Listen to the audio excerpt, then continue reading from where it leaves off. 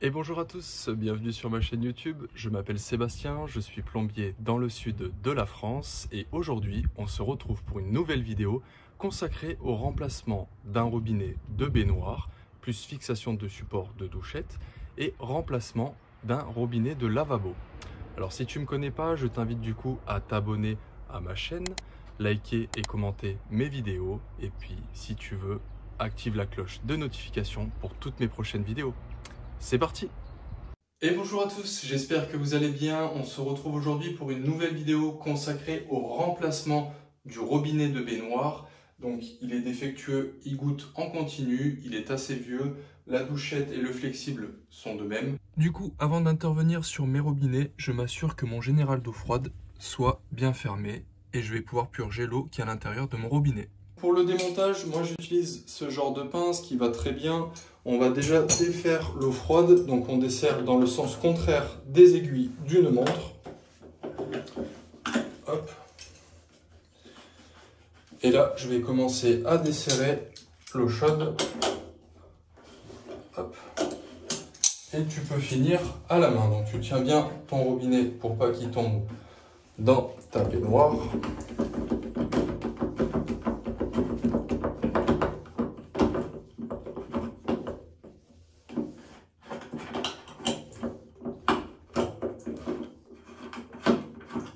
Hop, c'est démonté. Puis tu passes donc au rosace.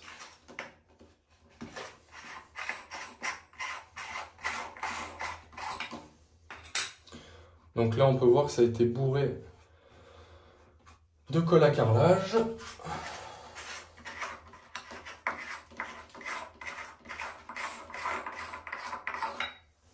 Et là tu vois, donc c'est souvent courant, je vais te montrer de plus près. Je m'aperçois qu'il y a un trou assez important ici, donc je vais le bourrer de silicone. Je regarde l'autre raccord, il m'a l'air plutôt pas mal, mais on va quand même gratter un petit peu et lui faire un silicone en périphérie. Alors là je vais appliquer mon mastic dans les trous que l'on peut voir. Faut pas hésiter à en mettre, ça sera caché par les rosaces.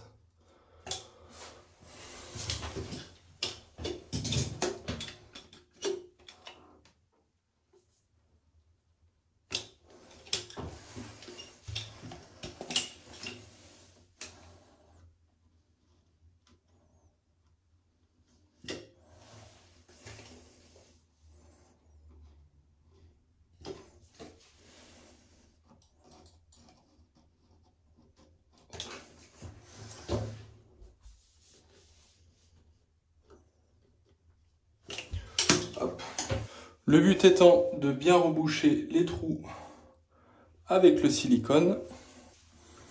Et maintenant, pour l'autre côté, même motif, même punition. Tu lisses bien ton silicone dans les aspérités. Hop.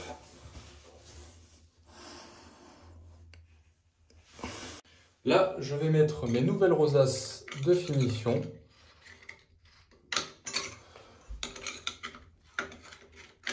Hop.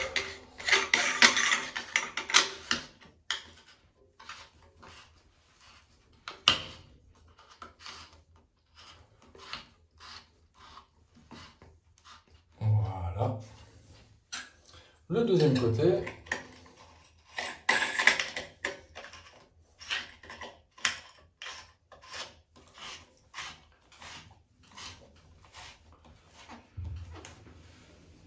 Et je vais pouvoir présenter le nouveau robinet. Alors du coup, là, tu vas serrer assez tranquillement pour l'instant. Et tu verras en remettant l'eau si tu as besoin de remettre un coup de serrage. Là, je vais installer le flexible de la douchette. Donc là, tu viens serrer à la main, tranquillement. Ce sont des joints en caoutchouc. Il n'y a pas besoin de venir serrer avec une pince.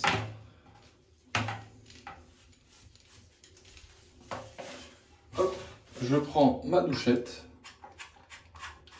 et je viens la serrer aussi. Je vais tester mon robinet, donc je n'ai pas de fuite au niveau de mes écrous. Je peux tester la pression pour voir si c'est bon.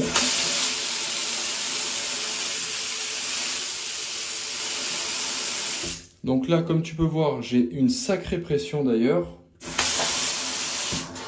Et je teste mon inverseur douchette et ça fonctionne très bien. Du coup, comme tu peux voir, le joint en silicone en périphérie de la baignoire est totalement à changer parce que comme tu peux voir ici, il s'est littéralement décollé de la baignoire.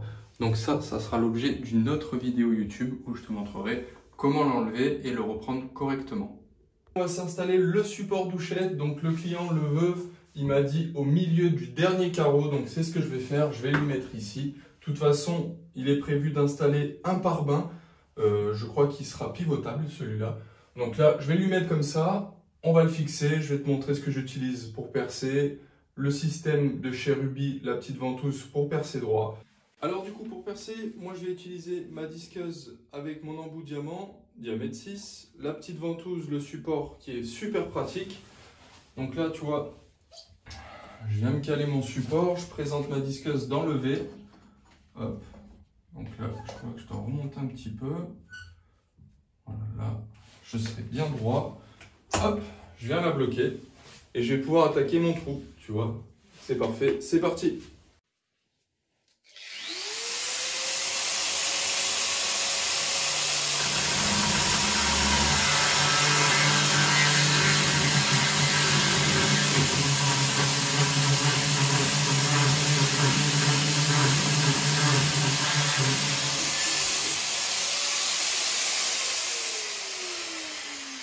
Voilà, du coup, je vais faire pareil pour le deuxième trou au-dessus et on se retrouve après.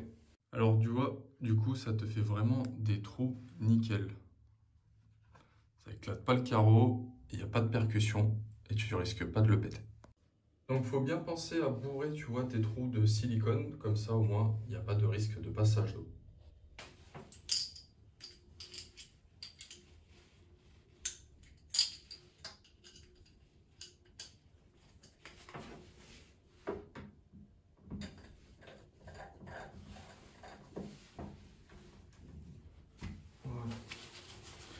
Hop. Super. Voilà, là il est bien dedans.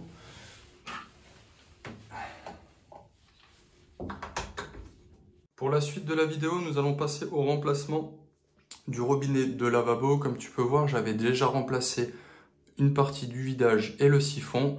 Il me restait juste à remplacer le robinet. Allez, c'est parti. Alors du coup, sur ce robinet, vraiment rien de bien compliqué parce que, comme tu peux voir, nous avons des écrous libres en demi.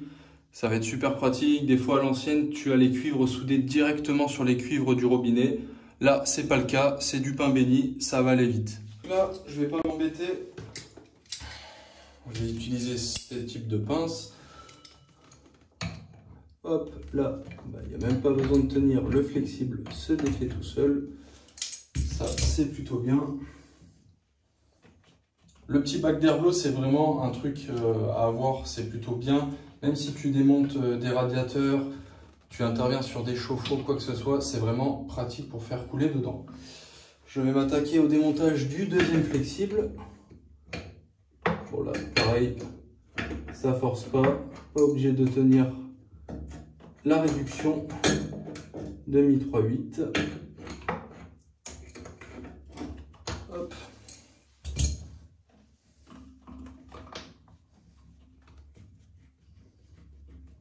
Ça va tout seul. Quand ça se passe bien, c'est top. Quand tu fais de la plomberie et que tu dois démonter des robinets de lavabo, je te conseille fortement d'avoir ce type de clé avec du coup différentes tailles de douilles qui vont en embout. Là, pour mon cas, moi, j'ai besoin de la douille de 10 pour aller démonter mon robinet. Donc, ils sont un peu rouillés. Si tu as besoin un petit coup de WD-40, ça fait le boulot. Et là, moi, pour mon cas à moi, j'arrive à défaire. Alors, par-dessous, pour te montrer un petit peu ce que ça donne, tu viens enfiler ta clé à l'intérieur et tu viens tout simplement desserrer. Hein. Voilà. Donc, comme tu peux voir, hop, le premier écrou est défait. Donc là, sur ce robinet-là, forcément, j'en ai deux. Tac, j'envoie ma clé pour défaire le deuxième. Mon robinet est défait, je vais pouvoir enfin le sortir du trou du lavabo. Hop. Et voilà, le démontage est effectué. Du coup, tu mets toujours un petit coup de nettoyage quand tu démontes ton robinet, t'enlèves tout le calcaire ou les saletés qu'il peut y avoir aux alentours. Et comme tu peux voir, là, le trou est parfaitement nettoyé. On peut commencer à poser le nouveau. Il sera plus pratique que l'ancien parce que l'ancien robinet était assez court et là, ça sera plus pratique pour se laver les mains. Alors dans le carton du robinet, tu trouves bien évidemment le robinet avec ses flexibles, une tirette, le système de fixation avec une rondelle chromée, un joint pour venir sous le robinet. Et en règle générale, tu as toujours un vidage qui est vendu avec. Là, dans notre cas, on n'en a pas besoin parce que je t'ai dit, je l'avais déjà remplacé il y a quelques temps, 2 ou 3 ans en arrière, et c'est un clic-clac. Donc, pas besoin. Donc comme tu peux voir, le petit joint noir doit venir dans la rainure de la rondelle chromée. Alors là, pour faciliter la tâche, je t'envoie d'abord la tirette, un premier flexible et puis un deuxième. Hop. Donc ici, on peut voir que c'est pas trop mal. Là, tu le relèves un peu pour être sûr que tu es bien centré dans ton trou. Et c'est parfait, je vais pouvoir le fixer par-dessous. Donc là, pour le serrage, c'est une douille de 11. Comme tu peux voir, tu peux venir après le serrer un peu plus fort avec un tournevis plat. Ce que je te ne conseille pas de faire, tu prends directement ta douille, tu l'enfiles à l'intérieur. Tu mets au préalable cette partie-là avec le joint vers le haut et tu peux commencer à serrer ton robinet. Là, je me centre mon robinet par rapport au trou de dessous. Voilà. Ce qui est bien avec ce système d'accroche, c'est qu'il tient tout seul. Tu ne te le prends plus dans la tronche comme ceux d'avant. Hop. Là, je viens faire prendre mon écrou. Je récupère ma clé à lavabo, je mets ma douille à l'intérieur et je vais pouvoir venir serrer mon robinet. Voilà, du coup là, tu viens serrer quand même avec tranquillité, hein, parce que le but c'est pas d'exploser non plus la vasque. Donc tu serres avec tranquillité. Hop, tu vois la clé, elle va tout seul dans l'écrou et là c'est bien serré. Aussi au préalable, avant de démonter ton ancien robinet, tu fais bien couler l'eau chaude et l'eau froide pour dissocier si ton eau chaude est bien à gauche et ton eau froide est bien à droite.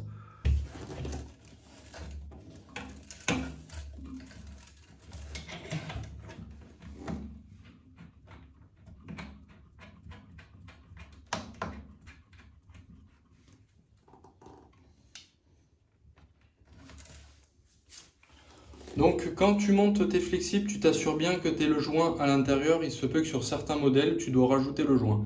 Là, ils y sont, on n'est pas embêté. Là, pour le serrage des flexibles, je vais utiliser cette pince-là pour me tenir mon flexible pour éviter qu'il se pince. Et cette clé-là pour serrer l'écrou sur mon laiton. Hop, là, je me maintiens mon flexible. Et ici, je viens serrer. Là, c'est pareil, quand tu serres quand même avec un petit peu de dosage parce qu'à l'intérieur, c'est un joint en caoutchouc. Donc, il ne faut pas non plus serrer comme un badabeu. Là, je mets celui sur l'eau chaude. Voilà, là, c'est bien serré. Je vais pouvoir remettre l'eau. Ben, ce robinet, il est mieux que l'autre du coup parce que tu peux bien te laver les mains. Il n'y a pas de souci. L'autre était vraiment très court. Et puis là, donc quand tu réouvres tout doucement et tu as un grand débit. Et là, c'est bien le côté eau chaude.